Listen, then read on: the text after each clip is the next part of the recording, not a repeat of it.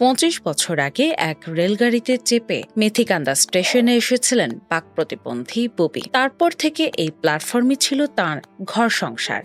Station পরিষ্কার করে আর ভিক্ষা করে ২৫ বছরে তিনি জমিয়েছিলেন মাত্র ৪০,০০০ টাকা, গড়ে প্রতিদিন মাত্র ৪ টাকা ৩৮ পয়সা। কিন্তু সেই সামান্য টাকায় কাল হলো ৭০ বছর বয়সী বুবির জীবনে।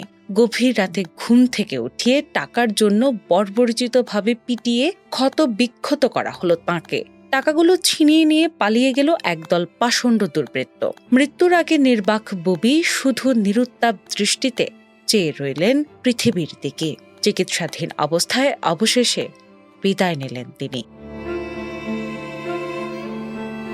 বুবি কোত্থেকে এসেছিলেন, কার অভিমান বুকে চেপে ২৫ বছর স্টেশনে কাটিয়ে দিলেন, তার উত্তর আর মিলবে না। বুবির জন্য কোনো শোক সভা হবে না, হয়তো খুনিদের বিচারের দাবিতে কোনো মিছিলও হবে না।